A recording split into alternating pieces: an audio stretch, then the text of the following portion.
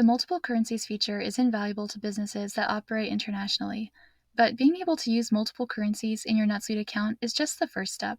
What about the currency exchange rates? Because exchange rates change so frequently, it's essential that NetSuite accounts for the fluctuation in order to ensure financial accuracy in transactions and reporting. Let's take a look at the NetSuite currency exchange rates features. First, you'll need to decide which currency exchange features you will enable. There are two exchange rate features, both of which are located under the International section of the Company tab in Enable Features. Both of these features require that the multiple currencies feature has also been enabled. The most basic of these two features is the currency exchange rate integration feature. When this feature is enabled and set up, currency exchange rates will be updated daily in your NetSuite account. The second feature is called currency exchange rate types. This feature cannot be turned off once it has been enabled, so you want to be sure you'll use it before you turn it on in your account. So what does this feature do? Without this feature, NetSuite can store a single currency rate per currency pair and date. With the currency exchange rate types feature, however, you can store multiple exchange rates for a currency pair on a single day. Primarily, this feature would be used by businesses that also have the intercompany framework feature. This feature would allow those businesses to have both a corporate exchange rate type for intercompany transactions, as well as an exchange rate that's used for all other transactions.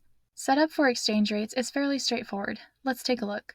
First, you'll need to establish your base currencies. Companies that do not use OneWorld will have only one base currency, while companies that do use OneWorld will need to choose a base currency for each subsidiary. You would set the base currency for a standalone company on the company information page. And for companies with multiple subsidiaries, you would set the base currency for each subsidiary on the subsidiary record. Set up company subsidiaries. On the subsidiary record, you'll assign one of your pre-configured currencies to this subsidiary using the drop-down list on the currency field. After setting the base currency for a subsidiary, the record for that currency will reflect that it is a base currency. Second, you'll need to ensure that your currency records have the right exchange rate information.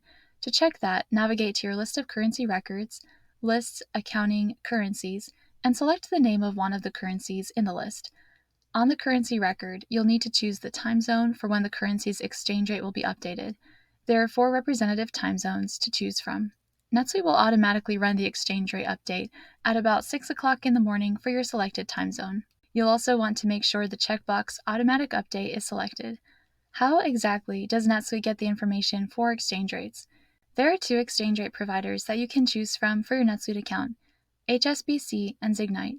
To select one of these as your provider, navigate to Accounting Preferences, Setup, Accounting Preferences, and locate the Rate Provider drop-down list under the Exchange Rate Integration section on the General subtab. A final key aspect of setting up currency exchange rates in NetSuite is creating anchor currencies for triangulation. Exchange rates are necessarily comparative in nature. Your exchange rate provider tracks the exchange rate between pairs of currencies, and this is the information that NetSuite will pull into your account each morning. Triangulation is necessary when your rate provider, either HSBC or Zignite, does not actually track the exchange rate between a specific currency pair.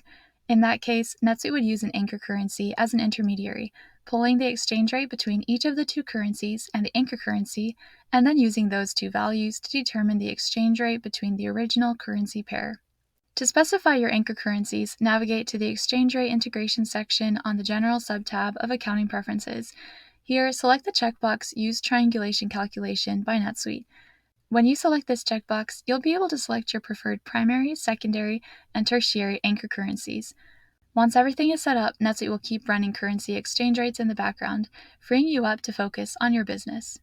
Thanks for watching. If you enjoyed this video, let us know by hitting the like button. And to learn more about how SuiteRep can help you with all of your NetSuite needs, visit us at suiterep.com.